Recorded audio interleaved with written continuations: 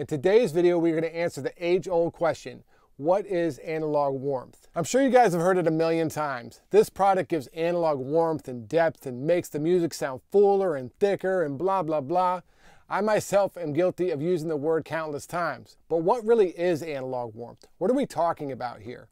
What people are usually hearing when they talk about analog warmth is harmonic distortion. Back when all recording was done on analog devices, the goal from the manufacturer's standpoint was to have the cleanest signal possible. In other words, when a signal entered a compressor, it would compress and then come out the same, only compressed on the other side. However, that never really happened. These companies were using tubes and transistors and optocells and all kinds of wiring. So try as they might, the signal created harmonic distortion, aka analog warmth. And what harmonic distortion tends to do is make the audio sound thicker and fuller. In today's video, I will show you what harmonic distortion is and how you can use it in your production. Let's go.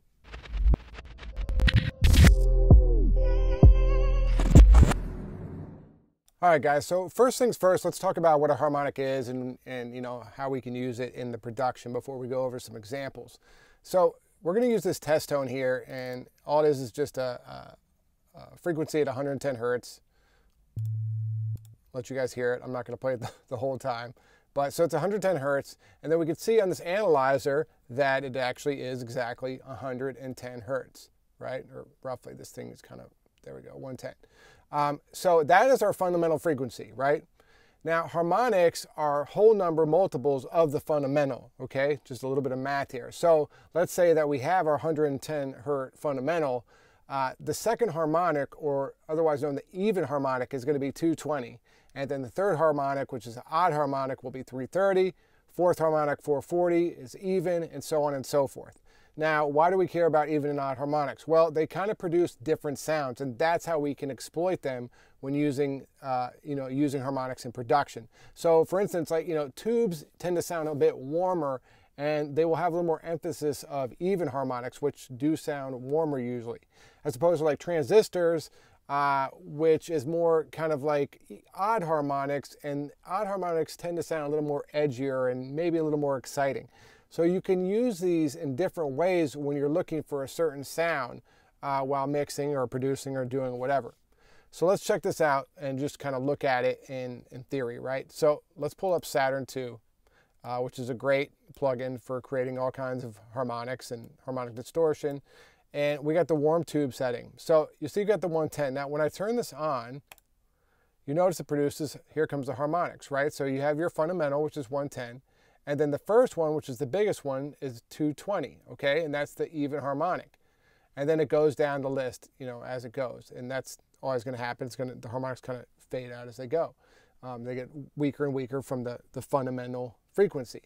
So that's pretty cool. So you can see that that's there. Now check it out. When we switch this to a transformer, for instance, it changes. So now you have your fundamental, which is 110, but the first really strong harmonic is an odd harmonic. So you see the 221, which is even, kind of disappeared, and this one popped up more. So this is more of an odd harmonic, which might make things a little more edgy and exciting on your music. So that's the gist of like how these all work, and you can switch these around and get different sounds. Tape tends to be kind of a blend of both, and as you turn them up, so the first one's the third, and then you get the another odd one, so mostly odd ones here. But, they all do different things, and, this is cool to look at, but really the best way to hear what they're doing is by listening. So let's move on and check out some drums. So we got this free drum loop I got because I'm tired of paying YouTube to listen to other songs. So let's just hear the drum loop by itself, and then we'll check it out with some different harmonics to give an example.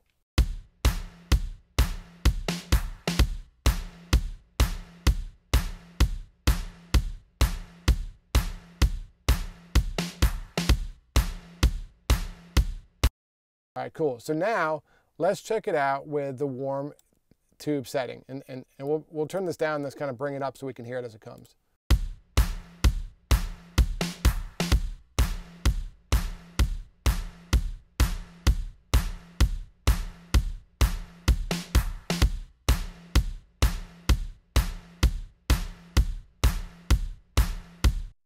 So I'm sure you guys can hear as I turn it on and off, it gets thicker and gets a little more edgier. Now, if we turned it up too much, it starts distorting, obviously. But that's where, you know, the fine line is between the distortion and between not distorting is where you can get some of that thickness and warmness that we're always looking for, right? So I'm going to keep this setting right here, and we're going to switch it to the tape, okay, just to hear the difference.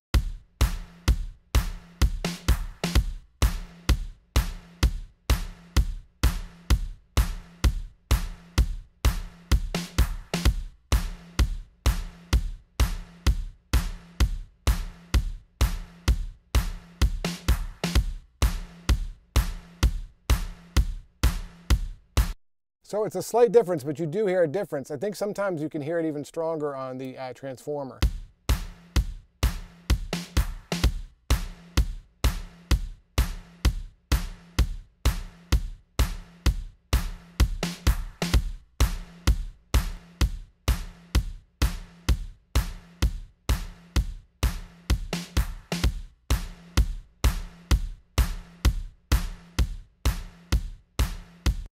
So a different sound, and you can use them however you want, whatever works. A lot of times what's good to do is if you want to get a little harmonic distortion on, say, your drums, right?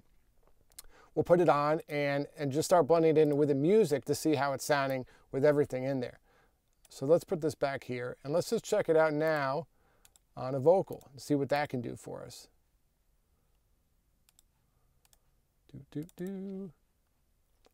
So let's hear this vocal by itself with nothing on it. Giving you the best of me, but I've been living on a good love, living like it won't stop, giving you the best of me. All right, so now let's turn it on. We'll turn it on and off, as you can see. You can see right here when I'm turning it on and off to hear what it sounds like once we put the harmonic distortion, and listen for the thickness and fullness that this brings to the vocal. Giving you the best. I've been living on a good love, living like it won't stop, giving you the best of me, but I've been living on a good love. Let's get the loop a little closer. I've been living on a, I've been living on a, I've been living on a, I've been living on a, I've been living on a, I've been living on a, I've been living on a, I've been living on a, I've been living on a, I've been living on a, I've been living on a, I've been living on a, I've been living on a, I've been living on a.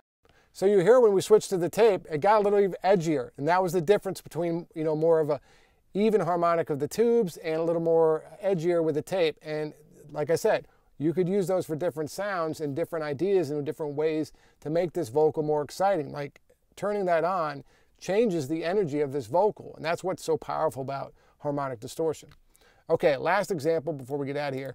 Let's check out this bass and see what we can do with that.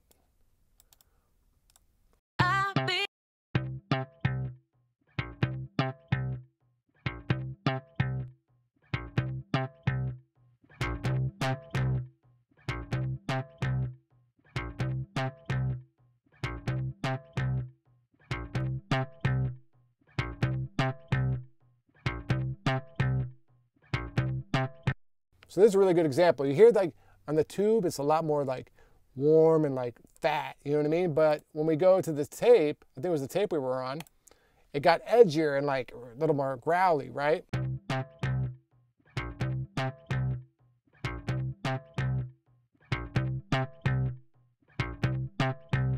So you could use that for two different songs. You know, the tube could have been, you know, for like a pop type sound.